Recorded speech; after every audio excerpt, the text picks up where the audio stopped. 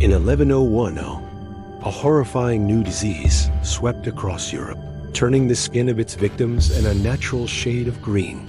But this wasn't some bizarre early modern case of jaundice. These were healthy children who seemed to have come from another world.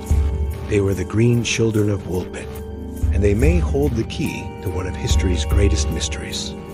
Approaching the village of Woolpit in the English county of Suffolk is like stepping back in time.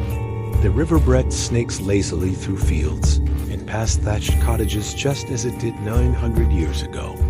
And that is probably why the filmmakers behind the 1973 horror classic The Wicker Man chose this bucolic idol as the setting for their tale of pagan revival.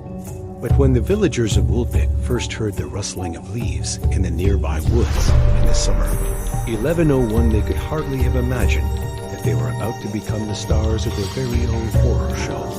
For what emerged from the trees was something straight out of a nightmare.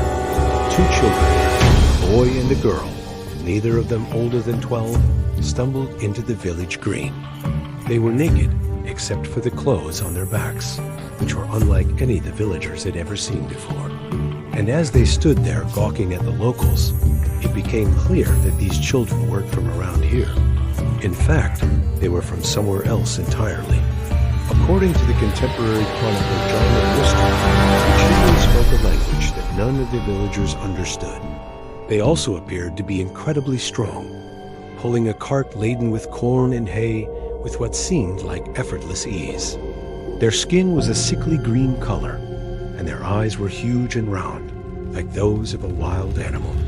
The townspeople were understandably terrified, and the children were taken to the local lord, who sent them on to see King Henry I in London. But before they arrived, the boy fell ill and died. The king was never to see the mysterious green children of Woolpit, but his royal physician, a man named Helios, did get a look at the surviving girl. According to his report, she looked well-nourished and strong, with no obvious signs of disease. She was taken to the king's palace, where she lived under the care of 2 women for 3 months. During that time, she developed a taste for strawberries and wine, and learned to speak Latin. But her native tongue remained a mystery, and she would often fall into fits where she would cry out in an unknown language. Eventually, she was sent back to her home village, where she died after only a few weeks. The story of the green children of Woolpit has all the makings of a great horror movie.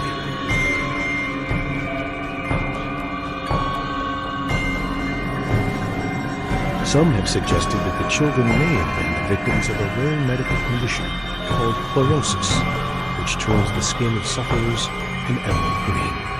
Others have argued that the children are cannibals, pointing to the fact that they were rumored to have eaten a substance called human excrement, which can cause the skin to turn green.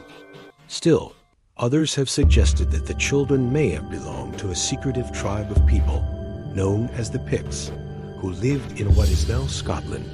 The Picts were known for their skill in camouflage, and it is possible that they sent the children to infiltrate the English court. Another popular theory is that the children were the descendants of the biblical giants, specifically the offspring of the biblical figure Goliath. This theory is based on the fact that the children were said to be unusually tall and strong, which is also how Goliath is described in the Bible. But perhaps the most intriguing theory is that the green children of Woolpit were time travelers from the future. According to this theory, the children were sent back in time to assassinate King Henry I, but they became lost and ended up in the village of Woolpit instead. Some believe that the children were from a dystopian future where everyone has skin has turned green due to pollution. This could explain why they were so strong too. Maybe the people of the future are all super strong because they have to be able to survive. Historians have been debating the validity of these theories for centuries, but unfortunately, we may never know for sure what happened to the green children of Woolpit. All we have to go on are the scant written records from the time period, which are often contradictory or unreliable.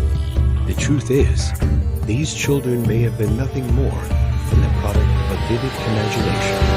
But one thing is for certain, if you ever find yourself in the English village of Woolpit, Be careful of the woods.